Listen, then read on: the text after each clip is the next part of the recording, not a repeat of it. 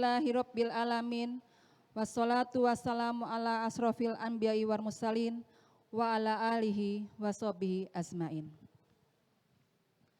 Pertama-tama marilah kita panjatkan puja dan syukur kita kehadirat Allah Subhanahu wa taala yang atas berkat nikmat sehat dan nikmat Islamnya kita semua dapat berkumpul dalam majelis yang mulia ini.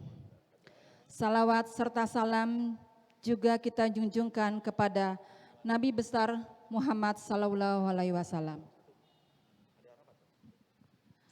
Kepada yang terhormat Kiai Haji Gus Miftah Maulana Habibur Rahman atau yang biasa kita kenal dengan Gus Miftah.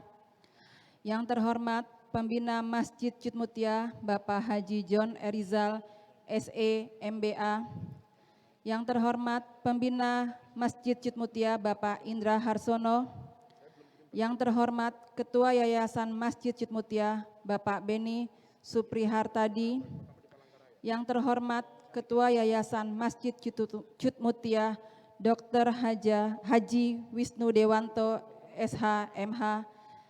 Yang terhormat Sekretaris Yayasan Masjid Cud Mutia Bapak HM Asraf Ali BAC SH, serta para hadirin yang mulia sekalian.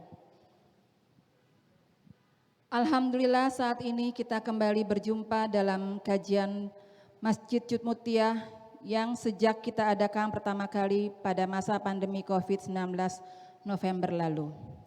Saudara-saudara sekalian, bangsa kita adalah bangsa yang besar. Negara kita adalah negara penganut Islam nomor 1 di dunia. Sehingga mendorong umat Islam di Indonesia menjadi sorotan sekaligus panutan dalam berbangsa dan bernegara di dunia. Oleh karena itu penting bagi kita semua untuk menunjukkan Islam sebagai agama rahmatan lil alamin, sehingga kita perlu beragama dengan penuh hikmat dan kebijaksanaan, serta memperkuat persaudaraan baik itu antar sesama muslim maupun sesama bangsa Indonesia. Tanpa panjang lebar,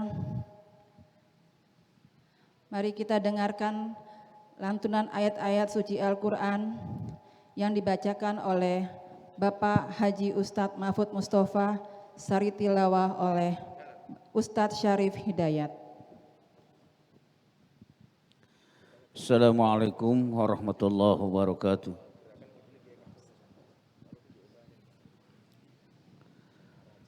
A'udzu billahi minasy syaithanir rajim.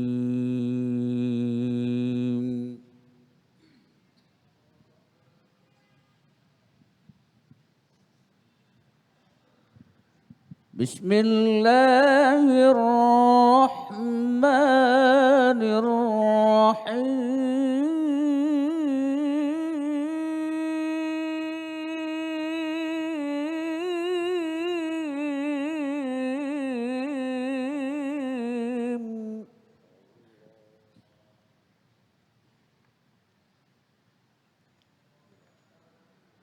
Allahu la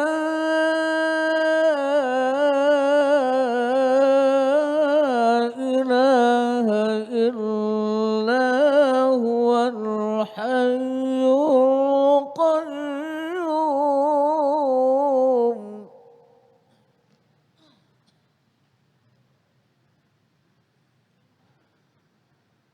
نزل عليك الكتاب بالحق مصدقا لما بين يديه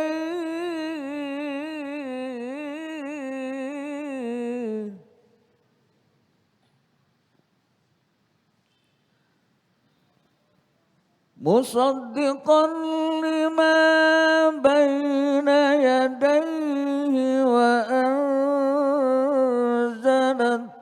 التوراة والإنجيل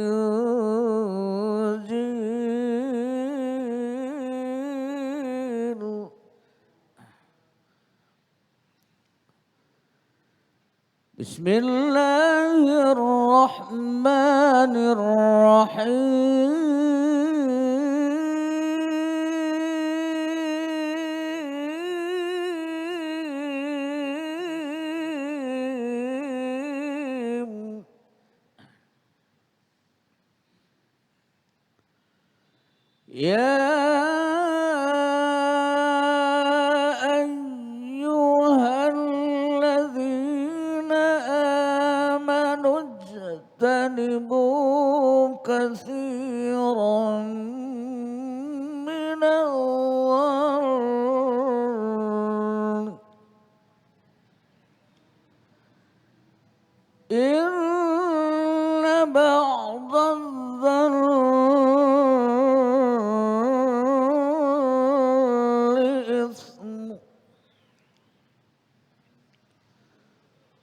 ولا تجسسوا ولا يغتب بعضكم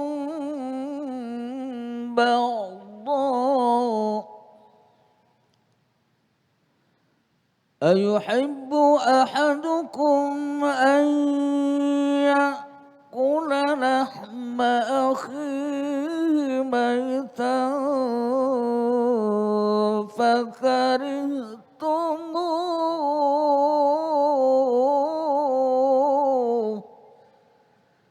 واتقوا الله إن الله تواب رحيم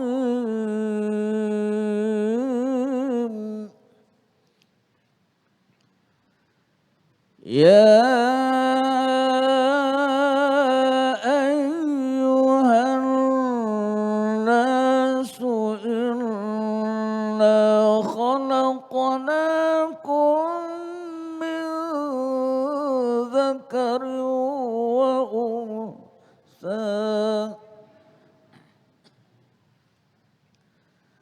من ذكر وأنثى وجعلناكم شعوبا وقبائل لتعارفوا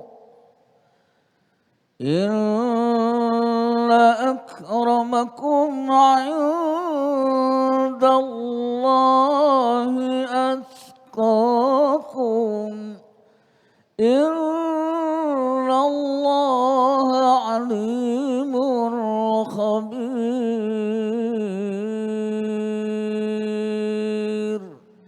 صدق الله العظيم.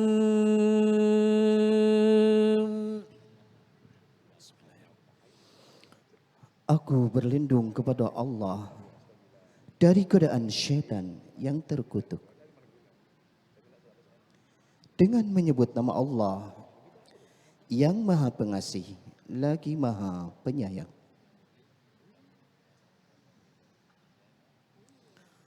Allah, tidak ada Tuhan selain Dia yang Maha Hidup, yang terus-menerus mengurus makhluknya. Dia menurunkan kitab Al-Quran kepadamu, ya Muhammad, yang mengandung kebenaran, membenarkan kitab-kitab sebelumnya. Wahai orang-orang yang beriman, jauhilah banyak dari prasangka. Sesungguhnya sebagian berprasangka itu adalah dosa. Dan janganlah kamu mencari-cari kesalahan orang lain. Dan janganlah ada di antara kamu menggunjing sebagian yang lain. Apakah ada di antara kamu yang suka memakan daging saudaranya yang sudah mati? Tentu kamu merasa jijik. Dan bertakwalah kepada Allah. Sesungguhnya Allah Maha Penerima Taubat, lagi Maha Penyayang. Wahai manusia, sungguh kami telah menciptakan kamu dari seorang laki-laki dan seorang perempuan. Kemudian kamu jadikan berbangsa-bangsa dan bersuku-suku agar kamu saling mengenal. Sungguh yang paling mulia di antara kamu di sisi Allah ialah orang yang paling bertakwa. Sungguh Allah mengetahui lagi Maha teliti. Maha benar Allah dengan segala firman-firman-Nya. Assalamualaikum warahmatullahi wabarakatuh. Waalaikumsalam warahmatullahi wabarakatuh. Selanjutnya sambutan Pembina Masjid Jumutiah Bapak Haji John Erijal SE MBA. Waktu dan tempat kami persilahkan. Izin Gus. Bismillahirrahmanirrahim. Assalamualaikum warahmatullahi wabarakatuh. Waalaikumsalam. Innal hamdalillah nahmaduhu wa nasta'inu wa nastaghfiruh. Wa na'udzubillahi min syururi anfusina wa min sayyiati a'malina. May yahdihillahu fala mudhillalah wa may yudlil fala hadiyalah. Asyhadu an la ilaha illallah wa la syarikalah wa asyhadu anna Muhammadan abduhu wa rasuluhu la nabiyya ba'dahu. Yang sama-sama kita muliakan Al-Mukarram Gus Miftah. Sekarang kita melihat bagaimana orang yang konsisten itu memetik hasil atas konsistensi yang dilakukannya selama puluhan tahun. Jadi kita melihat satu tokoh dan saya kenal betul sama beliau pada saat awal-awal mungkin 10 tahun yang lalu ya Gus ya. Bagaimana beliau berdakwah di sektor atau segmen-segmen yang pendakwa lain nggak masuk. Saya pada saat itu sangat mengapresiasi dan saya yakin suatu hari nanti apa yang dilakukan beliau ini akan menjadi aspirasi yang ditangkap oleh masyarakat. Alhamdulillah Gus, terima kasih. Hari ini beliau hadir di masjid kesayangan kita ini, Masjid Mutiah. Banyak sekali tentunya di Jakarta undangan untuk Gus Miftah, saya tahu persis itu. Namun alhamdulillah di Masjid Mutiah beliau berkenan hadir.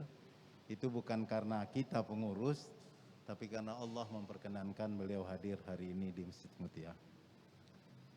Yang saya hormati Ketua Dewan Pembina Yayasan Masjid Mutiah, Bapak Haji Indra Arsono, dan segenap pengurus yang hadir, baik sekretaris dan seluruh pelaksana harian yang ada.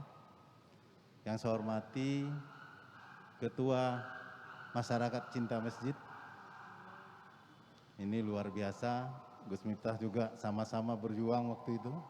Bagaimana menjembatani perbedaan pandangan antara masyarakat yang berpikiran terlalu kanan sehingga dibawa ke tengah kembali untuk memakmurkan masjid. Yang saya hormati dan kita banggakan tentunya juga Ketua Umum Yayasan Masjid Mutiah, Bapak Beni Hartoyo. Ini luar biasa, suksesi di Masjid Mutiah ini juga berjalan lancar Gus, supaya Bapak Ibu juga ketahui ini semua. Pertama saya ingin mengajak semua kita bersyukur karena Allah memperkenankan kita untuk bersilaturahim dan mendengar tausiah langsung dari Gus Miftah yang sekarang luar biasa viralnya. Baru saja dari Kalimantan itu puluhan ribu orang, bahkan ratusan ribu orang yang hadir setiap tausiah beliau. Beberapa minggu yang lalu dari Riau juga sama, ini luar biasa sekarang. Jadi memang mengena di hati masyarakat dengan cara-cara dakwah seperti itu yang tidak menghakimi tapi mengajak semua cinta akan kebaikan. Salawat dan salam sama-sama kita sampaikan kepada junjungan kita Nabi besar Muhammad sallallahu alaihi wasallam. Bapak Ibu sekalian, jamaah yang hadir, tentunya saya ingin menyampaikan terima kasih juga atas kehadiran Bapak Ibu sekalian semua di sini dan mudah-mudahan apa yang disampaikan oleh Gus Miftah hari ini tentunya bermanfaat bagi kita semua. Mungkin saya tidak perlu berpanjang-panjang, saya lihat tidak sabar menunggu Gus Miftah ini untuk berceramah. Nah, saya juga ingin mendengar langsung. Sudah lama saya tidak mendengar, selama ini kita melihat di YouTube dan di media sosial lainnya. Nah, sekarang kita bisa berhadapan langsung. Nah, mudah-mudahan apa yang beliau sampaikan hari ini bermanfaat bagi kita semua dan Allah catat untuk yang kita hadir di sini maupun keluarga besar kita sebagai amal soleh kita semua. Saya akhiri, billahi taufik wa hidayah. Assalamualaikum warahmatullahi wabarakatuh. Waalaikumsalam warahmatullahi wabarakatuh. Tanpa perlu panjang lebar lagi, Gus Miftah akan mengajarkan kepada kita bagaimana kita mengamalkan dan memahami Al-Quran dalam kehidupan berbangsa dan bernegara. Kepada Gus Miftah, waktu dan tempat kami persilahkan. Assalamualaikum warahmatullahi wabarakatuh. Alhamdulillahirabbil alamin wa kafa, salatu wassalamu ala sayyidina Muhammadinil Mustafa wa ala alihi wa sahbihi ahli sidqi wal wafa. Rabbi shrah li sadri wa yassir li amri wahlul 'uqdatam min lisani yafqahu qawli, amma ba'du. Amin. Para masyayikh, para kiai, habaib, tuan-tuan guru yang sangat saya takdimi, takmir masjid Jud Mutia, abang saya Bang John Erizal, atas wasilah beliau saya bisa sowan. Sahabat-sahabat MCM, Miftah Cinta Masjid, Masyarakat Cinta Masjid Pak ya, yang pernah punya histori dengan saya, serta Bapak Ibu jamaah Masjid Jud Mutia yang dimuliakan oleh Allah. Bila teman membuatmu kecewa, bila pasangan membuatmu terluka, dan bila corona membuatmu menderita, yakinlah Gus Miftah hadir dengan membawa cinta. Karena Jud Mutia Bang. Benar yang disampaikan oleh takmir kita tadi, yang mampu menggerakkan hati manusia itu hanya Allah. Saya ingat betul dengan salah satu qaul dari seorang al-alim al-alamah, namanya Athaillah, mohon maaf, Shahibul Hikam. Kitab Hikam itu kitab hikmah. Di situ penulisnya namanya Ibnu Athaillah As-Sakandari. Dalam satu fasal beliau mengatakan, ma tawaqqafa matlabun anta talibuhu birabbika wala tayassara matlabun anta talibuhu binafsika. Tidak akan pernah terhenti sebuah permintaan ketika kamu sandarkan permintaanmu hanya kepada Tuhanmu. Dan tidak akan pernah mudah sebuah persoalan ketika kamu sandarkan kepada kemampuanmu. Manusia itu mampu bukan karena dia mampu, tapi karena dimampukan oleh Allah yang maha mampu. Manusia itu kuat bukan karena dia kuat, tapi karena dikuatkan oleh Allah yang maha kuat. Contoh, Anda bisa tidur itu bukan karena pintar tidur, tapi karena dimampukan untuk tidur oleh Allah. Faktanya, banyak orang di atas tempat tidur baca doa, Bismika Allahumma ahya wa bismika amut, matanya enggak merem-merem. Kenapa? Karena Allah tidak menidurkan. Tapi lucunya jamaah Mutia, kalau di atas ranjang baca doa, tidur enggak tidur-tidur, tapi pas hari Jumat mendengarkan khutbah Jumat enggak baca doa, tapi bisa tidur. Makanya kalau saya ditanya, apa obat tidur yang paling mustajab? Obat tidur yang paling mustajab adalah khutbah Jumat. Allah memampukan. Nah, kalau kemudian Allah memampukan, gak ada yang mustahil bagi Allah. Maka kemudian kita diingatkan dengan satu ayat dalam surat Yasin. Innama amruhu idza arada syai'an ayyaqula lahu kun fayakun. Dan ternyata kun fayakunnya itu Allah tunjukkan ketika seorang Deddy Corbuzier mengkritik peristiwa Isra Mi'raj. Karena waktu itu Deddy Corbuzier mengatakan banyak ajaran Islam dan cerita dalam Islam itu yang tidak rasional, yang tidak tangible, tidak terukur. Saya tanya sama beliau, contohnya apa? Nabi Yunus dimakan masuk perut ikan gak mati. Nabi Ibrahim dibakar Rada Namrud gak mempan. Nabi Musa bisa membelah lautan. Bahkan yang paling bombastis peristiwa Isra Mi'raj. Maka Deddy mengatakan ini unbelievable. Ini dibuat-buat dia bilang, irasional. Terus saya bilang, kalau Nabi Isa berjalan di atas air, Deddy jawab, kalau itu sulapan. Loh kok bisa? Karena Deddy Corbuzier mampu berjalan di atas air dengan menggunakan trik bang. Saya bisa lihat dengan mata kepala saya sendiri, Deddy itu berjalan di atas air dengan menggunakan trik. Karena Deddy itu merupakan the best mentalist in the world 2 kali di Amerika. Nah, waktu itu pertanyaan dia adalah, kenapa banyak ajaran Islam yang tidak rasional? Dan itu ditanyakan ketika kita bikin konten YouTube tanpa skrip sebelumnya. Waktu itu saya mikir, masa gondrong kalah sama orang gundul gitu kira-kira. Deddy itu kan apa-apa bisa bu, yang nggak bisa cuma satu, nyisir rambut. Gitu. Akhirnya jawaban saya waktu itu adalah, inilah uniknya agama. Di mana tidak semua ajaran agama itu bisa dirasionalisasikan. Kenapa? Karena kalau semua ajaran agama bisa dilogikakan, berarti nggak ada bedanya antara agama dengan ilmu pengetahuan. Bang John cukup kuliah saja nggak usah beragama. Maka disitulah kenapa ayat pertama yang diterima oleh Rasulullah bunyinya adalah Iqra bismi rabbik. Iqra itu dimensi akal, bismi rabbik itu dimensi hati. Iqra itu intelektualitas, bismi rabbik itu spiritualitas. Nah, belajar agama yang benar, akal mengikuti hati atau hati yang mengikuti akal, Bu? Coba kalau Bapak jawab.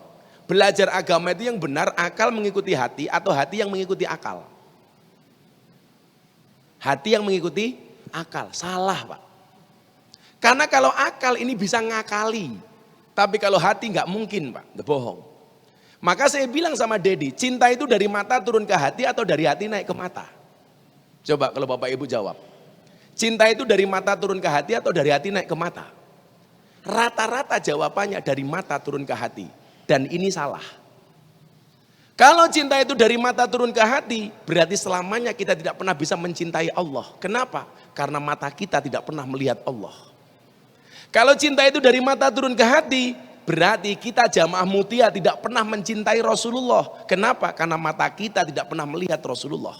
Yang paling sederhana, kalau cinta itu dari mata turun ke hati, berarti orang tunanetra, orang buta tidak pernah merasakan indahnya cinta. Kenapa? Karena mereka tidak pernah bisa melihat pasangannya. Tapi faktanya, walaupun matanya tidak melihat, tapi hatinya cinta. Nikah Bu, hamil, meteng Bu. Pakai apa? Pakai rasa. Karena cinta itu tidak butuh penglihatan, tapi menggunakan hati. Nah, belajar agama bukan hati yang mengikuti akal, tapi akal harus diatur oleh hati. Maka kenapa kemudian Iqra dilanjutkan dengan Bismi Rabbik, dengan nama Tuhanmu. Artinya apa? Sehebat-hebatnya akal itu harus tunduk dengan hati. Nah, untuk itu hari ini kita akan berbicara soal Al-Quran dan merah putih. Kebetulan tadi ayatnya sudah dibaca oleh qori kita. Surat Al-Hujurat ayat 13. Itu tema kita kajian hari ini. Maka mudah-mudahan saya doakan hati kita senantiasa digerakkan oleh Allah dalam kebaikan secara istiqomah. Amin. Kenapa kalau ditanya, Gus kenapa istiqomah kok berat? Iya, kalau istiqomah pasti berat. Karena kalau ringan namanya istirahat. Itu Bang ya. Makanya istiqomah itu harus dilandasi dengan keikhlasan. Ikhlas itu cirinya apa? Diam. Karena kalau ngomong namanya iklan. Nah itu Bang. Kebetulan saya pemroduksi kuwut Bang. Saya kemarin Bu 3 bulan yang lalu dapat 3 penghargaan dari Leprit, Lembaga Prestasi Indonesia dan Dunia, dalam 3 kategori. Yang pertama, belangkon saya lelang untuk Muktamar NU di Lampung terjual termahal di dunia. Saya buat belangkon 90.000 laku 900 juta. Belangkon 900 juta Pak. Yang kedua, yang tadi Bang John bilang, saya dianugerahi penghargaan dai yang paling konsisten dan istiqomah pengajian di lokalisasi dan klub malam 22 tahun. Bang John pernah diajak? Enggak. Karena saya khawatir mau masuk enggak mau pulang. Kemudian yang ketiga saya dapat penghargaan sebagai selebriti yang paling banyak gambarnya dilukis di bokong truk. Ada ratusan truk gambarnya, bokong truk itu wajah saya. Yang paling menyedihkan satu, ada mobil tangki sedot WC, gambarnya Gus Miftah gitu loh. Dan quote-nya nggak asik, bokongmu adalah rezekiku, gitu kan nggak asik. Nah, kita akan berbicara mengenai merah putih dan Al-Quran dan merah putih. Bapak Ibu yang saya muliakan, kita baca ayatnya pelan-pelan. Kalau yang bawa Al-Quran atau bawa aplikasi barangkali Anda bisa buka Al-Hujurat ayat 13. Yang bunyinya adalah Bismillahirrahmanirrahim. Ya ayyuhan nas, inna khalaqnakum min dzakari wa unsa wa ja'alnakum syu'uban wa qabaila lita'arafu. Inna akramakum indallahi atqakum. Kita lihat satu-satu. Ya ayuhan nas, wahai para manusia. Kalau kalimatnya ya ayuhan nas, ini biasanya ayatnya, suratnya bukan madaniyah, tapi makkiyah. Kenapa disebut makkiyah? Dua kemungkinan. Yang pertama, surat tersebut diturunkan oleh Allah sebelum hijrah. Atau yang kedua, tempatnya di Mekah. Tapi ada ulama yang mendefinisikan yang namanya makkiyah adalah surat atau ayat yang turun sebelum hijrah. Sementara setelah hijrah namanya ayat surat madaniyah. Kalau ciri-cirinya, kalau makkiyah itu biasanya menggunakan kalimat ya ayyuhan nas, tapi kalau madaniyah biasanya menggunakan kalimat ya ayyuhalladzina amanu. Ini periodisasi. Kenapa ya ayyuhan nas? Karena orang belum beriman. Kenapa ya ayyuhalladzina amanu? Karena manusia saat itu sudah banyak yang memiliki iman. Maka sapaannya berbeda. Kemudian dilanjutkan, inna khalaqnakum. Dalam satu ayat Allah menggunakan kalimat inna. Tapi di ayat yang lain Allah menggunakan kalimat ini. Bedanya apa? Bedanya jamak dan mufrad. Kalau inna itu artinya sesungguhnya kami. Nahnu, we are, kita, kami. Sementara ini sesungguhnya aku, me, ana. Bedanya apa? Ahli tafsir mengatakan dalam kitab Jalalain, bedanya adalah ketika Allah menggunakan kalimat inna, Allah melibatkan makhluknya, melibatkan banyak pihak untuk menciptakan sesuatu. Maka perbedaannya adalah ketika menciptakan Adam, Allah menggunakan kalimat ini, sesungguhnya aku. Kenapa? Karena ketika membuat Adam, Allah tidak melibatkan orang tua. Langsung Allah menciptakan Adam dengan kuasanya sendiri. Maka ini. Tapi ketika membuat manusia secara umum seperti kita, Allah menggunakan kalimat inna, sesungguhnya kami. Kenapa? Karena Allah melibatkan orang tua untuk melahirkan sang anak. Bedanya di sini. Coba kalau membuat Adam, inni ja'ilung fil ardi khalifah, Al-Baqarah. Sesungguhnya aku. Demikian juga ketika menciptakan Hawa. Ibu-ibu tahu Hawa diciptakan dari apa? Tulang rusuk. Bagian kanan apa kiri, Bu? Kiri. Kenapa Hawa tidak diciptakan dari tulang kaki? Supaya tidak diinjak-injak oleh laki-laki. Kenapa perempuan tidak diciptakan dari tulang kepala? Supaya tidak nginjak-nginjak laki-laki. Tapi perempuan diciptakan dari tulang rusuk bagian kiri yang dekat dengan jantung dan hati. Kenapa? Karena pada dasarnya perempuan suka dicintai dan disayangi. Wah, itu alasannya Pak, itu loh. Tapi hati-hati dengan perempuan Pak. Perempuan tuh kelemahannya satu. Kalau disakiti nggak pernah lupa, kalau menyakiti nggak pernah ingat. Ah, itu persoalannya. Bahaya sekali. Dan yang jelas perempuan itu ahli sejarah. Jadi sekali Anda punya salah dengan ibu-ibu seumur hidup, ingat terus, itu hati-hati. Pengalaman pribadi Bang. Saya sering ditanya kan, kalau membahas ayat Adam dan Hawa itu. Bu, kesalahan Adam dan Hawa itu kan cuma satu. Provokasinya iblis kepada Hawa untuk memakan satu buah di pohon di surga. Yang menurut setan itu namanya syajaratul khuldi, buah khuldi. Jadi semua makanan boleh, yang gak boleh cuma satu. Fala takroba, Adam Hawa kamu jangan dekati pohon ini, asyajarah. Tapi kemudian diprovokasi oleh iblis. Hawa kamu tahu gak? Kenapa kamu dilarang makan buah ini? Karena dari semua makanan surga yang paling enak buah dari pohon ini. Dan ternyata Hawa terprovokasi. Akhirnya ngerayu Adam. Dan Adam terprovokasi. Akhirnya mereka fa'azallahuma syaitan, mereka berdua dijelingjirkan oleh setan keluar dari surga. Gara-gara makanan. Itulah alasan Bang, kenapa para ibu, para istri kalau diajak makan suami, makan di mana? Jawabannya pasti terserah. Kenapa perempuan kalau diajak makan jawabannya terserah? Karena perempuan pernah punya pengalaman salah milih makanan. Lah itu. Hanya Dek makan di mana? Terserah gitu loh.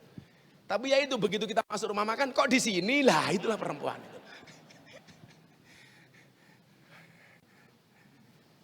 Kemudian kita lihat, inna khalaqnakum. Itu ya bedanya inna dengan ini Pak ya. Secara sederhana seperti itu. Karena kita fokusnya bukan di tafsir itu. Inna khalaqnakum. Sesungguhnya kami menciptakan kalian. Melibatkan peran orang tua. Min dzakarin wa unsa. Dari ladies, dari gentleman dan ladies. Dzakar itu artinya laki-laki, unsa itu artinya perempuan. Ada enggak? Secara fikih ada, tapi tidak disebutkan dalam Al-Quran. Tapi ini merupakan istimbat dari ilmu fikih. Ada jenis kelamin ketiga namanya khunsa. Khunsa itu orang yang terlahir dengan dua jenis kelamin. Apakah dia menjadi laki-laki atau perempuan tergantung observasi medis. Kalau dia dilihat observasi punya rahim, kemungkinan dia perempuan. Kalau dia nggak punya rahim, kemungkinan laki-laki. Maka salah satunya ditutup dengan memelihara yang satunya. Contoh, Andi Manganang, anggota TNI. Yang dibawa sama Kasat, waktu itu Pak Andika Perkasa ke rumah sakit. Dia dianggap perempuan, setelah diobservasi ternyata nggak punya rahim. Maka alat kelamin perempuan ditutup, alat kelamin laki-laki dibiarkan, dan dia dinyatakan secara undang-undang menjadi laki-laki. Ini namanya khunsa. Kalau banci, itu bukan khunsa, tapi makhluk jadi-jadian. Karena itu hanya salah pergaulan. Makanya kemarin saya sempat rame gara-gara diwawancara media televisi dan media sosial soal wasiat almarhum Dorce yang pengen dikuburkan secara perempuan. Lah wartawan nanya sama saya bilang, annasu yamutuna ala ma'asu. Manusia itu dimatikan sebagaimana dia hidup. Lah dia dulu dihidupkan laki-laki, ya matinya laki-laki. Dan alhamdulillah keluarganya manut Bang. Saya bilang, emangnya beda Gus? Beda. Niat sholat jenazah. Kalau jenazahnya laki-laki menggunakan kalimat hadal mayit. Kalau perempuan, hadihi. Beda. Soal kain kafan, berapa lapis? Laki-laki dan perempuan, beda. Hukum warisan, beda. Yang paling sederhana, mendoakan jenazah laki-laki dan perempuan secara ilmu nahwu beda. Kalau laki-laki Allahumma firlahu, perempuan Allahumma firlaha. Jadi kalau laki-laki hu, perempuan ha. Kalau banci hu ha. Kan repot malaikatnya Bu kalau kayak gitu. Makanya saya bersikeras. Saya hanya ditanya, karena ini hukum fikih saya jawab. Dia lahir laki-laki, uang namanya Dedi Yuliadi Azhadi. Kan laki-laki Pak. Dan alhamdulillah kemudian keluarganya memakamkan beliau dalam keadaan laki-laki. Ada yang bilang, itu kan sudah disahkan undang-undang, di mana hukumnya Allah dikalahkan dengan hukum undang-undang? Gak bisa dong. Tapi alhamdulillah problem itu kemudian diselesaikan oleh pihak keluarga dan beliau dimakamkan secara laki-laki. Ya kita doakan mudah-mudahan husnul khotimah. Jadi dua bulan terakhir itu saya disibukkan dengan pertanyaan wartawan soal kubur. Terakhir soal almarhumah Vanessa Angel yang mau dipindah pemakamannya. Ini bagaimana menurut Gus Miftah, semacam-macam itulah pokoknya. Jadi perempuan. Nah, kemudian dari laki-laki dan perempuan itu Allah ciptakan lebih luas lagi di dalam kelompok. Wa ja'alnakum syu'uban wa qabail. Saya ciptakan, saya jadikan laki-laki dan perempuan yang banyak itu ke dalam bersuku-suku dan berbangsa-bangsa. Maka kiai-kiai ulama dulu ayat ini dianggap cocok ketika berbicara tentang keindonesiaan. Kenapa? Karena kebetulan Indonesia hadir di sebuah negara yang di dalamnya banyak suku dan banyak bangsa. Su'ub atau sa'ab atau sa'bun, suku. Maka kemudian apa? Bahwa orang berbeda secara suku, ras, antar golongan dan lain sebagainya itu merupakan sunatullah. Sudah Allah gariskan, gak mungkin kita menolak itu. Nah, lanjut. Apa mereka diciptakan wa qabail, bersuku-suku dan berbangsa-bangsa? Tujuannya satu Pak, lita'aruf. Lah, kalimat lita'arufu ini yang akan kita bahas. Apa yang dimaksud dengan ta'aruf? Untuk saling kenal. Apakah mengenal laki-laki dan perempuan? Satu orang dengan orang lain yang lainnya? Enggak, tapi lebih luas dari itu. 3 bulan yang lalu saya dipanggil guru saya One Team Press, Maulana Habib Lutfi bin Yahya Pekalongan. Saya dikasih kajian tentang pemahaman li ta'arofu. Apa sebenarnya makna ta'aruf di situ? Ingin saya sampaikan. Kalau mic-nya kadang-kadang hidup, kadang-kadang mati, ini banji kayaknya.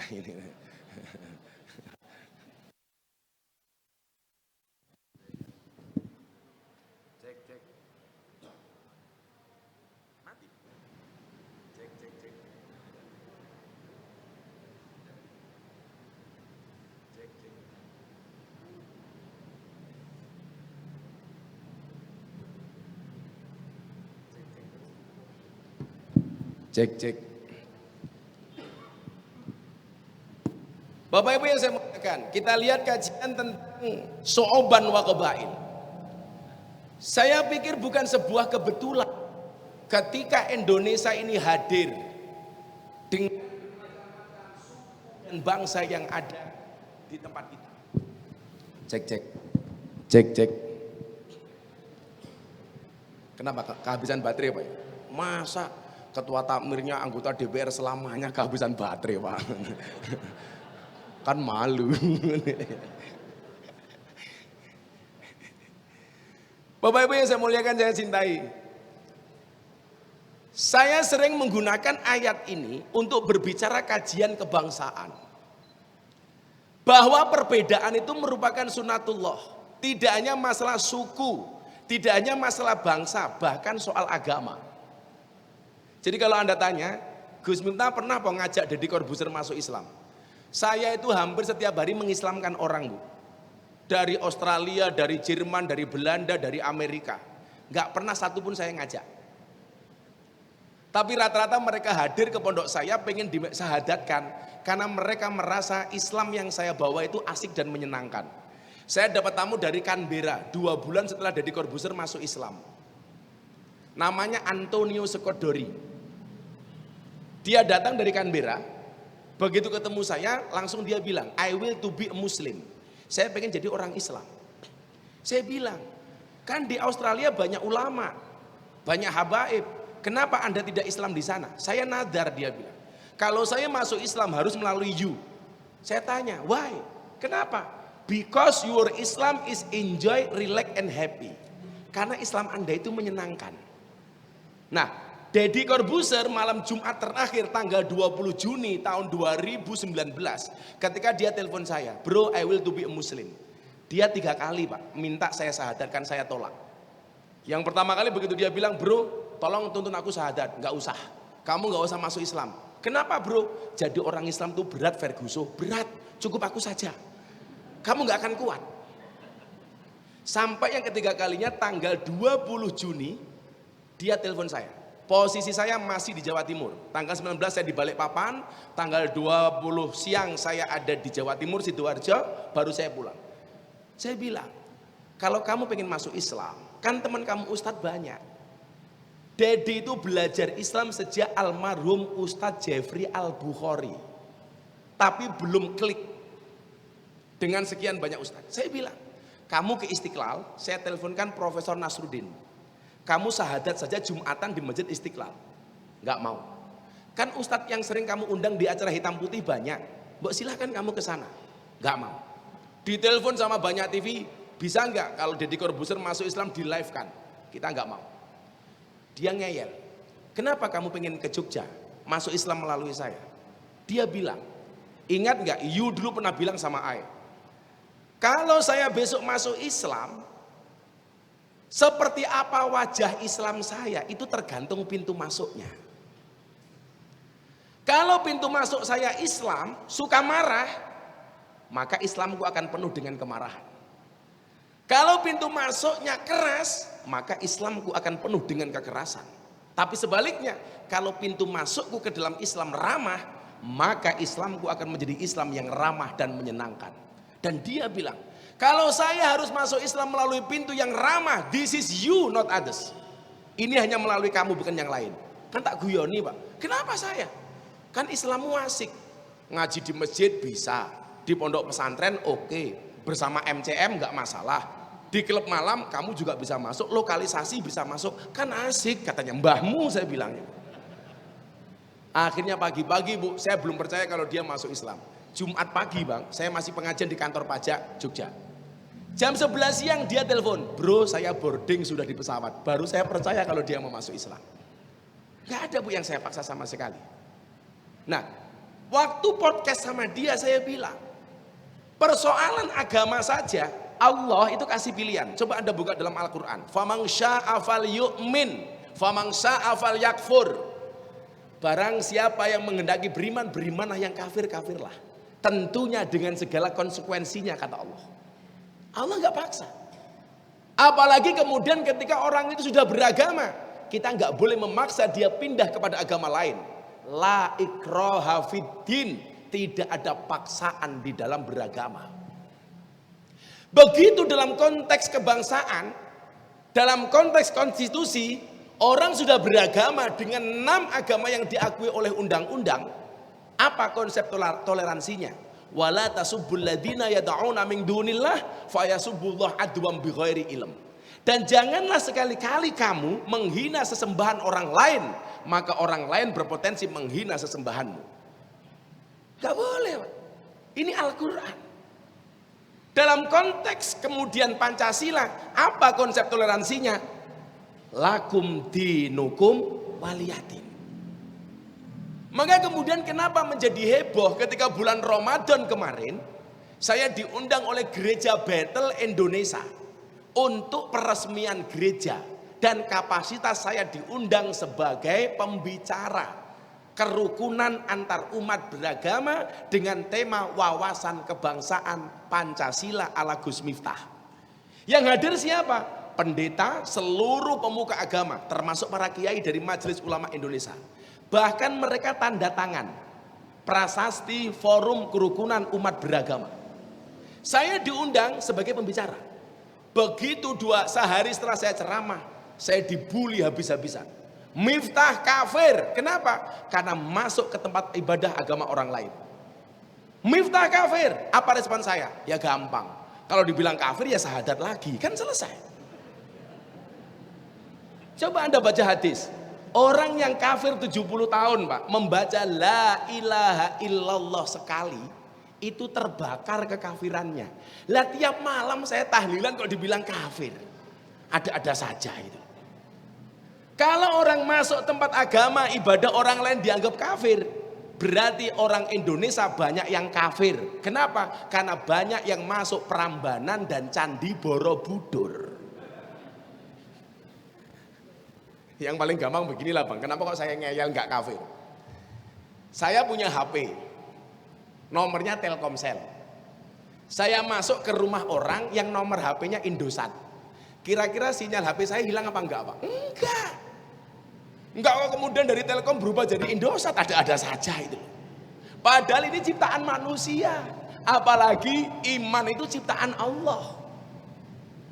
Nah, ancaman toleransi di Indonesia hari ini adalah salah satunya begitu gampangnya kita mengkafirkan orang lain. Menganggap golongannya paling benar dan menganggap orang lain salah. Ini yang paling baru ya, supaya ini tidak salah paham. Sebelum ditanyakan saya sampaikan. Gus Miftah punya masalah apa dengan Ustadz Khalid Basalamah? Gak ada. Kalau kemudian saya beda pemikiran dengan beliau, boleh, itulah ilmu. Tapi kita nggak boleh kemudian gara-gara kita berbeda pendapat mengurangi rasa hormat. Di dalam kitab Ta'limul Muta'alim disebutkan al-hurmatu khairum minat ta'ah. Hormat itu lebih didahulukan dibandingkan taat. Artinya apa? Kita boleh berbeda pendapat, tidak harus sama, tidak harus taat, tetapi tidak boleh menghilangkan rasa hormat. Contoh, saya dulu dikira rame dengan Habib Rizik.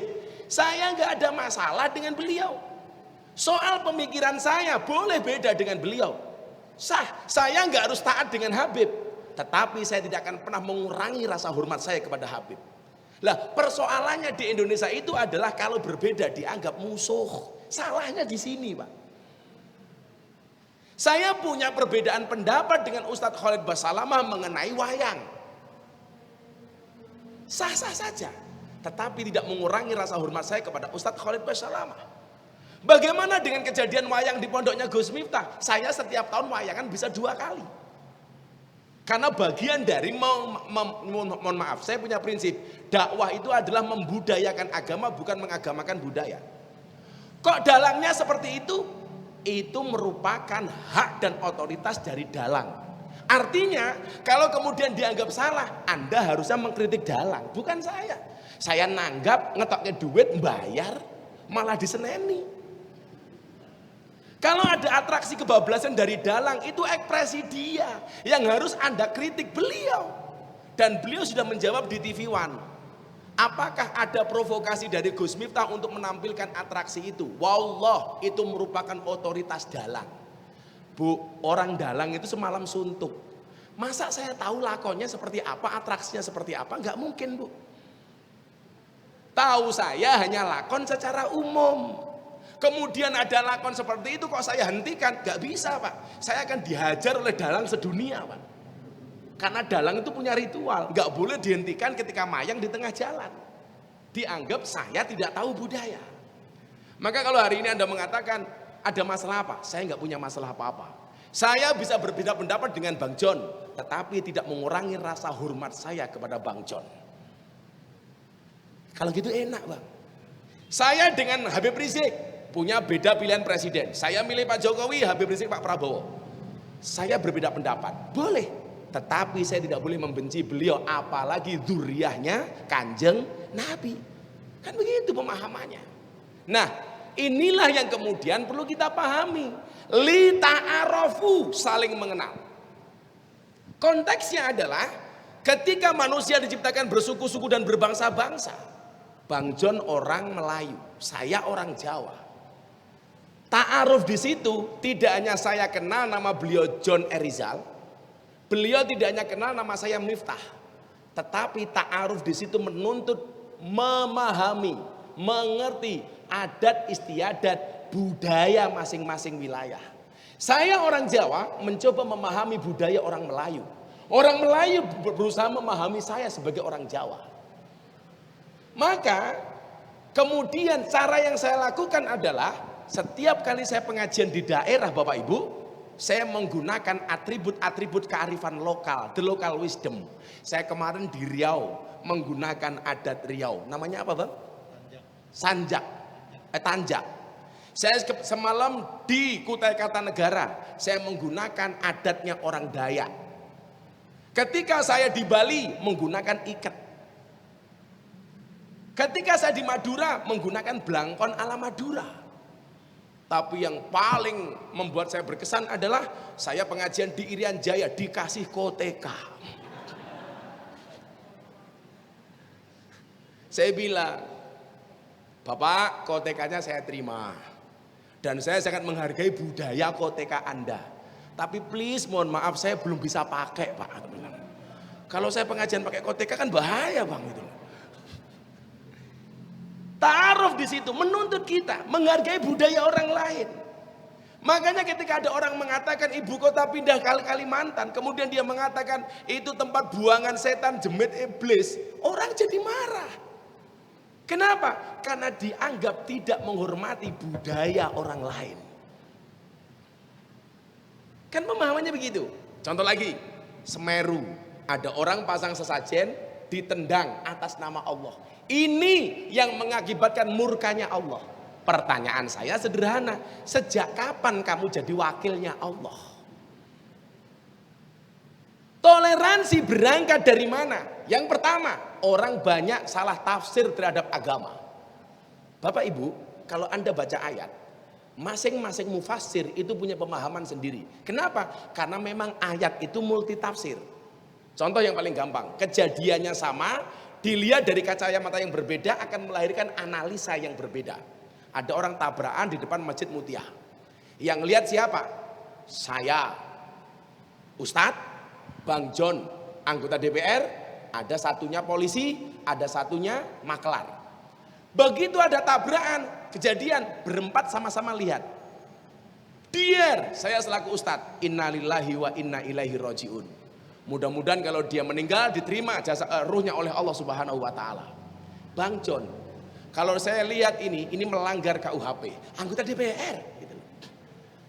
Polisi, beda lagi. Oh ini tadi melanggar lampu merah. Satunya makelar. Dier, wah motornya rusak tapi masih laku.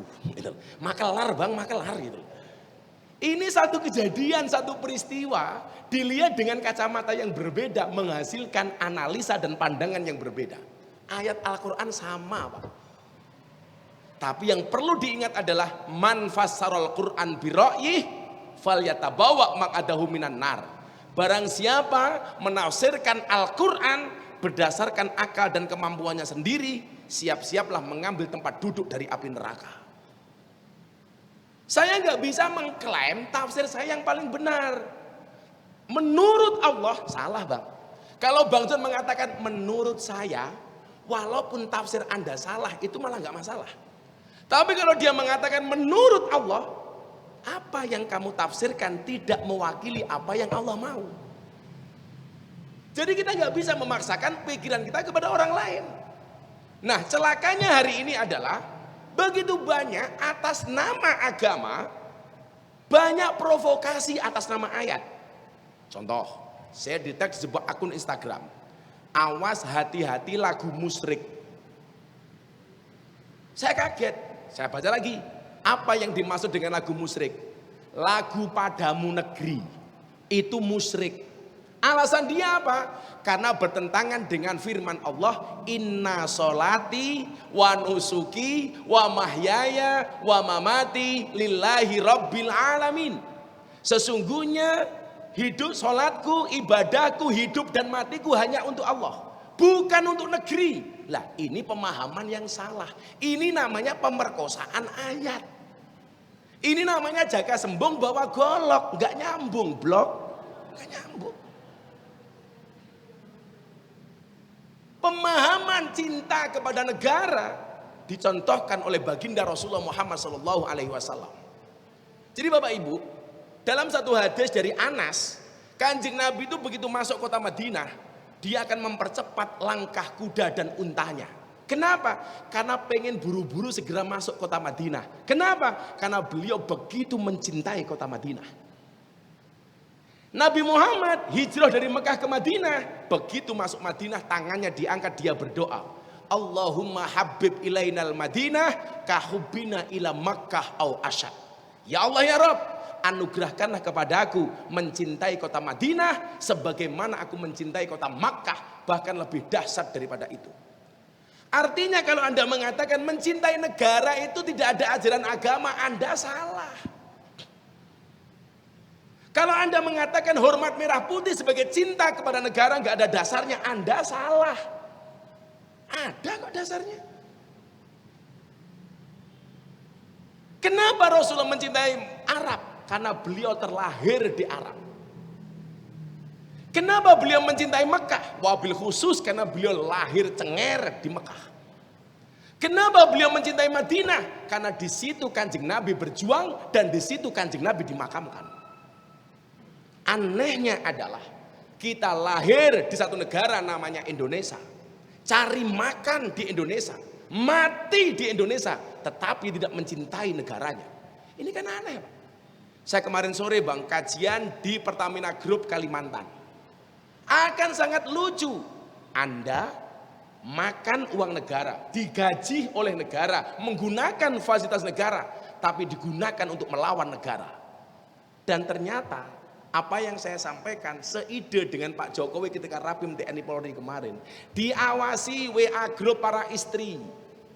Jangan sampai kemudian di dalamnya Anda polisi, Anda tentara, tetapi istrinya justru banyak terprovokasi dengan pikiran-pikiran radikal yang tidak mencintai bangsa ini. Makanya kenapa kemudian kita mengenal satu falsafah dari Mbah Hasyim Asy'ari. Hubbul waton minal iman yang dijadikan tonggak untuk resolusi jihad di Surabaya. Maka Bapak Ibu yang saya muliakan, pahami kalimat ta'aruf itu sehingga kita bisa menjadi pribadi yang toleran. Kita boleh kok berbeda, gak ada masalah. Yang gak boleh adalah bercerai-berai. Maka Al-Quran mengatakan wa'tasimu bihablillahi jami'aw wala tafarraqu. Berpegang teguhlah tapi jangan bercerai-berai. Saya dengan Bang John beda. Wong soal pilihan istri aja berbeda kok bang. Gitu. Soal nambah apa enggak itu kan urusan lain bang. Gitu. Santai bu, Bang John sama saya sama. Tipe suami setia. Karena kami punya prinsip lelaki yang hebat bukan lelaki yang mencintai banyak wanita, tetapi mencintai satu wanita dengan banyak cara. Kenapa saya ngomong seperti itu? Jelas direkam kamera. Bahaya sekali. Saya mohon maaf, pengajiannya agak saya buat khusyuk. Karena kalau saya pengajian di desa itu saya buat guyon saja Pak. Karena saya tahu psikologis Bapak Ibu di Jakarta sama di Riau itu beda. Gitu. Makanya kalau saya pengajian di Siak, di Rokan Hulu, kalau semalam di Palangkaraya, di Balikpapan, saya buat banyak ketawanya. Karena mereka orang desa dengan segala problematikanya, golek minyak nggak dapat, kok saya buat serius pasti nggak asik. Gitu. Karena Indonesia itu memang negara yang luar biasa Pak. Muncul COVID varian Alpha, langka masker. Muncul Delta, langka oksigen. Muncul Omikron, langka minyak goreng. Kan keren banget. Dari mana ini coba ini. Malah kemarin Bu, saya baru mendarat langsung dicegat wartawan. Gus, ini ada isu, ada perkawinan Delta dengan Omikron. Bagaimana pendapat Gus Miftah? Saya jawab, ya semoga sakinah mawadah warohmah. Repot amat. Mungkin pancingannya seperti itu. Kalau ada pertanyaan dari Bapak Ibu yang hadir, saya persilakan. Kalau enggak ya sudah selesai saja. Karena saya ada janjian wartawan 5:30 di rumah Patra Kuningan. Begitu Pak MCM. Ibu-ibu kalau ada pertanyaan saya persilakan. Silakan ibu-ibu. Bapak-bapak kalau ada mau tanya ya silakan.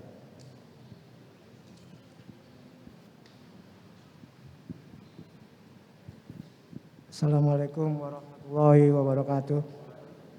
Terima kasih Pak Gus. Saya mau langsung nanya aja, kalau penyakit jasad itu kan obatnya itu ada gitu Pak Ustadz ya. Kalau penyakit jasad itu kan ada, yaitu misalnya kita sakit bisa ke rumah sakit, misalnya kita korengan bisa ke rumah sakit. Tapi kalau sakit hati itu obatnya apa Pak Gus? Hanya itu aja. Assalamualaikum warahmatullahi wabarakatuh. Bapak sudah tua kok masih galau sih.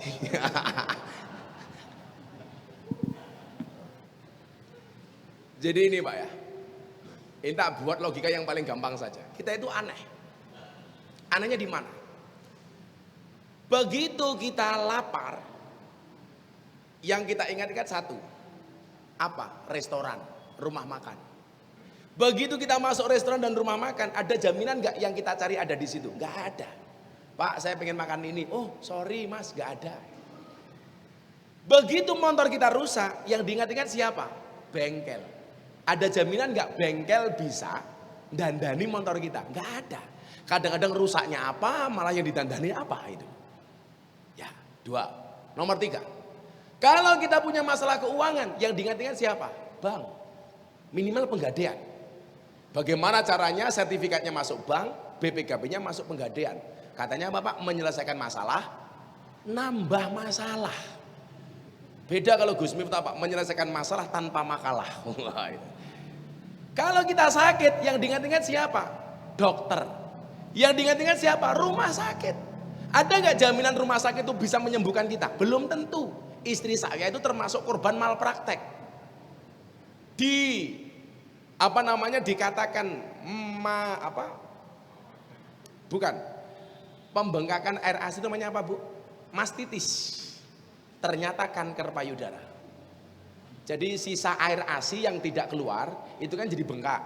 Itu namanya penyakitnya namanya mastitis. 2 tahun divonis mastitis. Ternyata begitu ditindaklanjut kanker. Rumah sakit yang kita tuju belum tentu bisa menyembuhkan kita, bahkan bisa malpraktek. Maka saya bilang kalau saya ngaji dengan teman-teman IDI, Ikatan Dokter Indonesia, siapa bilang dokter itu pinter? Enggak, dokter itu enggak pinter. Buktinya apa? Setiap orang datang pasti ditanya. Kalau pinter ngapain ditanya? Dokter itu yang pinter cuma satu Pak, dokter hewan. Enggak pernah ditanya, langsung disontek. Gitu. Dokternya marah sama saya, yang goblok tuh orang Islam Gus. Kenapa? Kenapa yang kentut bokongnya wudhu yang dicuci mukanya? Oh kurang ajar ini orang. Saya bilang, dokter, Kenapa orang Islam yang kentut bokongnya, yang dicuci kok mukanya? Sama dengan dokter. Kenapa yang sakit matanya kok yang disuntik bokongnya? Mbok matanya itu disuntik tak bilang. Lucunya apa? Kalau kita punya masalah seperti itu, langsung tadi lapar restoran, sakit dokter rumah sakit, motor rusak bengkel. Kita lupa ada satu tempat yang kita datang pasti Allah kasih. Ud'uni astajib lakum. Apa? Allah, masjid. Makanya ketika Nabi Muhammad diuji, pamannya meninggal, istrinya meninggal, dikasih hiburannya juga masjid. Minal masjidil haram ilal masjidil aqsa. Kalau kita galau ke kebun binatang, Ragunan. Padahal Allah mengajarkan kalau kamu punya masalah, susah, galau, minal masjid ilal masjid.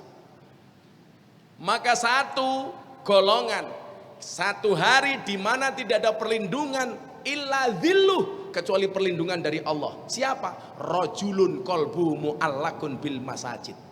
Seseorang yang hatinya terpaut dengan masjid. Masuk masjid menjadi solusi, bukan problem. Adzan solusi, bukan problem.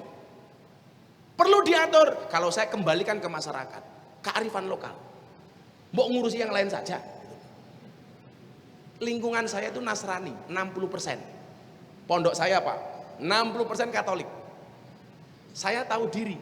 Kalau mau tarhim sebelum adzan pakai speaker dalam. Adzan luar. Anak-anak habis itu selawatan, gak usah lama-lama langsung komat. Tapi fungsi toah itu tidak hanya untuk adzan, tapi untuk menyiarkan orang meninggal dunia. Inna lillahi wa inna ilaihi rajiun. Karena kampung saya banyak Nasrani, bahkan orang Nasrani mati juga diumumkan melalui toah masjid. Apa malaikatnya bingung? Ya enggak lah. Kalau saya nggak usah memperpanjang persoalan itu, ya sudahlah. Kembalikan, lah orang sini suka dengan suara toa ya silahkan. Enggak ya diatur bareng-bareng gitu saja tuh. Enggak usah dibuat peraturan yang neko-neko. Solusinya masjid Pak. Maka kalau kita hatinya sakit, apa kata Rasulullah? Alaikum bimujalasatil ulama wastimai kalamil hukama. Kalau kamu pengen tenang hidupnya, bertemulah dengan ulama dan dengarkan fatwa-fatwanya. Kenapa? Fa innallaha yuhyil qalba al mayyit. Maka sesungguhnya Allah akan menghidupkan hati yang mati binuril hikmah, dengan cahaya hikmah. Kama yuhyil ardo al mayyit, sebagaimana Allah menghidupkan bumi yang mati bima'il matori, dengan air hujan.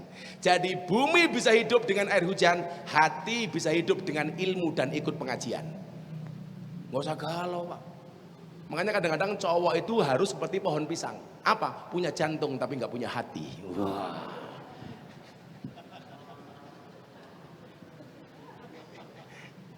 Gitu Pak ya. Kalau hatinya sakit, masjid Pak. Persoalannya satu Mas. Kanjeng Nabi itu sholat sebagai solusi. Kalau kita sebagai problem. Nabi Muhammad tuh kalau capek, yang ditunggu Bilal supaya cepat adzan dia sholat. Kita dengar adzan malah susah. Lagi di kantor adzan duhur, Allahu Akbar, Allahu Akbar. Jawabannya apa? Adzan lagi. Itu hatinya sakit Pak. Adzan itu yang paling ditunggu cuma satu, adzan maghrib bulan puasa, itu saja itu. Makanya kalau saya dapat tawaran TV paling banyak menjelang adzan maghrib, karena itu prime time itu. Yang kurang ajar anak saya Bu, baru adzan ngasar buka puasa. Saya tanya, nah ini baru asar, kenapa kamu buka puasa? Mohon maaf Bah, saya tidak bisa membedakan antara adzan maghrib dan adzan asar. Adanya sama, ya mbahmu. Masjid Mas, Kanjeng Nabi galau, istrinya meninggal, pamannya meninggal, masjid. Masjid, Masjidil Haram, Muhammad, Masjidil Aqsa, baru kemudian naik. Masjid sebagai solusi. Nah, ini mbaknya ini. Bu. Assalamualaikum warahmatullahi wabarakatuh. Waalaikumsalam. Gus, saya mau bertanya ya. Kan akhir-akhir ini saya seneng nih pergi ke kajian gitu. Tiba-tiba ada salah satu keluarga terdekat bilang kayak nyindir bahwa kajian itu sama aja lah, cuman model kuota di TikTok atau di YouTube. Kajian itu? ya seperti kayak kita datang ke kajian Gus seperti ini offline, adalah saudara terdekat itu menyindir gitu. Dia bilang kajian mah nggak perlu datang ke masjid, modal kuota saja sudah cukup. Nah, menurut Gus Miftah itu bagaimana ya? Terima kasih. Assalamualaikum warahmatullahi wabarakatuh. Waalaikumsalam. Ada fikih dakwah, ada fikul ahkam. Kalau fikih dakwah itu sifatnya syiar kayak Gus Miftah. Kalau seperti itu bisa dilihat di YouTube, bisa offline, bisa online, bisa bahkan hari ini yang paling rame di TikTok. Coba Anda lihat TikToknya, tagar TikToknya Gus Miftah itu kan gila-gilaan. Terutama tentang perempuan. Wah banyak banget bang. Hati saya bilang kan, kenapa semua gambar uang itu ada gambar cewek menari. 100.000 cewek menari. 50.000 cewek menari, 20.000 cewek menari, 10.000, 5.000 sampai 2.000 ada gambar cewek menari. Satu-satunya pecahan mata uang yang tidak ada gambar cewek menari cuma satu, Rp1.000, Patimura bawa golok. Pertanyaannya, kenapa semua pecahan mata uang ada gambar cewek menari? Karena hanya uanglah yang bisa membuat cewek bahagia dan happy. Wah, di TikTok ramenya minta ampun itu. Kenapa? Karena cewek itu hatinya seperti rekening bank. Maksudnya nggak mungkin berbunga kalau nggak ada saldonya. Wah. Itu kalau fikih dakwah sifatnya syiar, Anda bisa lihat di YouTube. Bisa lihat di media sosial. Tetapi mohon maaf. Kalau kaitannya dengan fikul ahkam, dengan persoalan hukum, Anda tidak cukup melihat di YouTube.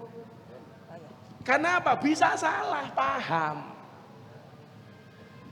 Lah, yang ngeri dalam beragama itu adalah salah paham atau pahamnya salah. Saya ulangi, salah paham dan pahamnya salah. Maka dulu salah satu podcast saya dengan Deddy Corbuzier yang sangat viral itu apa? Ketika saya bilang, orang yang salah pergaulan itu lebih gampang dinasehati daripada yang salah milih pengajian. Yang sukanya mengkafir-kafirkan, yang sukanya membid'ah-bid'ahkan, yang sukanya menyesat-nyesatkan. Kan ngeri Pak. Kayak saya yasinan, dibilang sama orang, yasin itu boleh tapi kalau yasinan gak boleh. Tahlil itu boleh kalau tahlilan gak boleh. Lah masa kamu gak bisa membedakan antara yasin dengan yasinan? Yasin itu belum dibaca mas, kalau sudah dibaca namanya yasinan. Sholawat itu belum dibaca, kalau sudah dibaca namanya sholawatan. Sarung itu belum dipakai, kalau sudah dipakai namanya sarungan. Masuk dek. Katok itu belum dipakai bang, kalau sudah dipakai seperti namanya Bang John katoan. Jilbab kamu taruh, kalau sudah dipakai namanya jilbaban. Lah, fikih dakwah itu bisa dilihat di YouTube dan medsos. Tapi kalau fikih ahkam bertanya langsung kepada ahlinya. Maka Al-Quran mengatakan fas'alu ahla dzikri in kuntum la ta'lamun. Bertanyalah kepada ahli dzikir ketika kamu tidak mengetahui sebuah persoalan. Maka Mbak ingat, ikutlah pendapat ahli, jangan ikut-ikutan orang yang ahli berpendapat.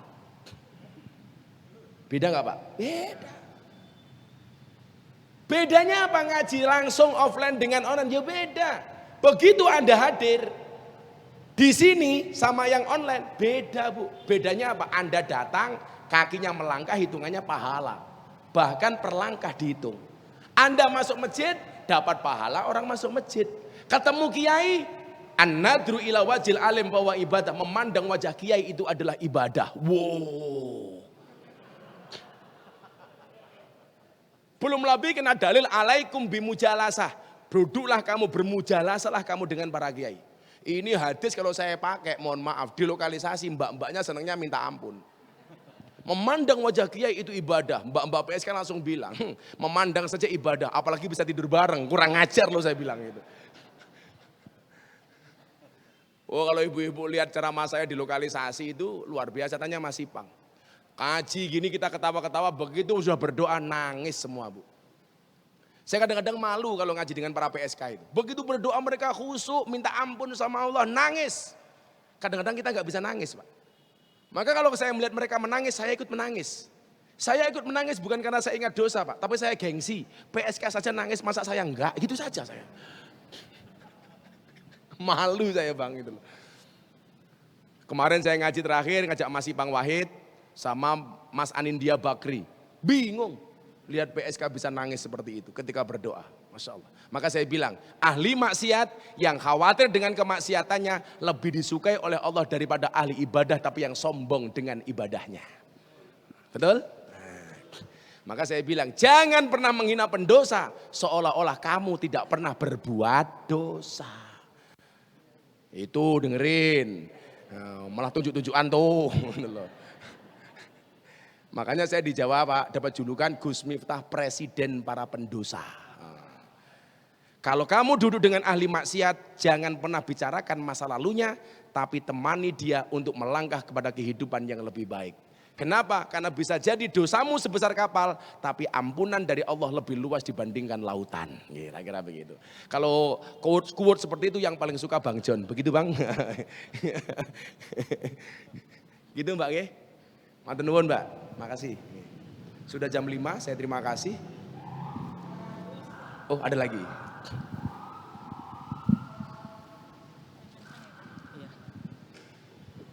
Assalamualaikum warahmatullahi wabarakatuh.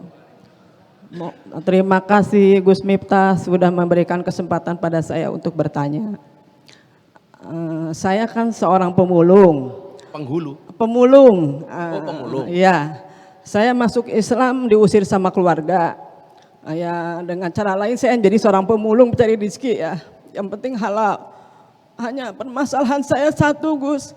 Saya sholat pakaiannya itu, mulung pakaiannya itu, apakah itu dibenarkan apa tidak? Yang dimaksud pakaian seperti itu apa ya? Iya, maksudnya mungkin terkotori lah gitu, apalagi saya tidur di jalanan gitu. Saya mohon penjelasannya biar saya tidak mengotori ibadah saya pengen selamat dunia akhirat. Yang pertama soal, apa itu Bu? Itu apa? Oh, udah berapa tahun masuk Islam Bu? 6 bulan. Kalau 6 bulan itu berarti hitungannya masih mu'alaf. Karena batas mu'alaf itu kalau saya belajar agama itu minimal setahun. Jadi orang seperti itu masih perlu bimbingan. Bahkan mu'alaf itu walaupun kaya dia dapat sedekah. Nanti Ibu saya kasih sedekah untuk Ibu karena Anda mu'alaf. Ya Bu ya. Yes, minta doa tak kasih bonus untuk Ibu. Jadi begini, soal pakaian nutup aurat. Tidak ada larangan bagi pemulung untuk nutup aurat. Maka walaupun kotor minimal auratnya jangan dibuka. Kan kita juga masih bisa mulung pakai jilbab, betul tak? Nah, yang penting walaupun kotor jangan buka aurat. Usahakan ada mukena. Nanti Bu saya kasih uang untuk beli mukena yang baru, untuk beli sajadah. Sholat. Dalam keadaan darurat.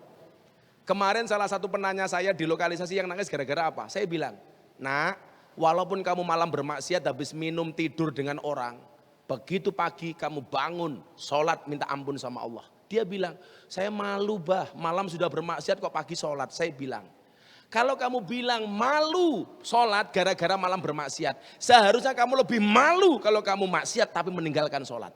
Sholatlah walaupun kamu maksiat. Jangan berhenti sholat kalau kamu masih mau maksiat. Karena apa? Karena pada akhirnya surga itu akan ditempati oleh ahli maksiat yang mau bertobat. Bukan orang yang sok suci namun pada akhirnya tersesat. Kewajiban kita itu Pak. Allah memerintahkan manusia untuk saling mengenal dan menasihati. Bukan untuk saling menilai dan menghakimi. Kita sering menjadi hakim dan jaksa bagi kesalahan orang lain. Tetapi menjadi pengacara bagi kesalahan kita sendiri. Kalau ada orang lain salah kita vonis. Tetapi kalau kita salah membela diri. Ini gak benar. Alaihissallahu bi'akamil hakimin. Maka Bu tetap sholat. Walaupun agak kotor. Allah tahu dengan posisi ibu. Apalagi seorang mu'alaf. Saya kemarin ditanya sama wartawan. Gus Miftah, Dedi itu udah sholat apa belum? Abu Bakar yang mengislamkan Kanjeng Nabi. Itu tahu sholat pertama setelah 13 tahun. Abu Bakar Pak, itu yang mengislamkan langsung Nabi Muhammad. Dia sholat setelah 13 tahun. Lah kalau sekarang mu'alaf lagi belajar langsung kamu harus begini. Ingat, Illalladzina amanu wa amilus solihat. Gabungan dari orang beriman adalah beramal soleh. Pelan-pelan. Jadi walaupun masih kotor, wudu, cari tempat, sholat. Karena memang keadaannya seperti itu. Gitu ya Bu ya. Karena mu'allaf itu Pak, kalau dalam bahasa zakat, walaupun dia kaya itu masih boleh terima zakat. Karena wal mu'allafatu qulubuhum. Makanya Bang John kalau ngasih jangan pilih-pilih, janda yang muda. Wah jangan Bang. Makasih Bu ya, nanti ketemu saya di luar Bu ya.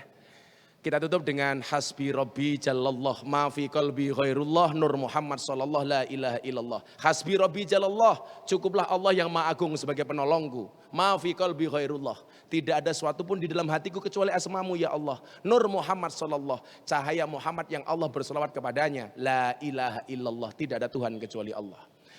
Hasbi rabbi jalallah ma fi qalbi ghairullah Nur Muhammad sallallahu la ilaha illallah.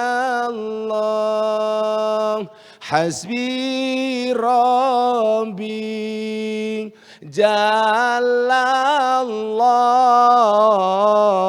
ma fi qalbi ghairullah Nur Muhammad sallallahu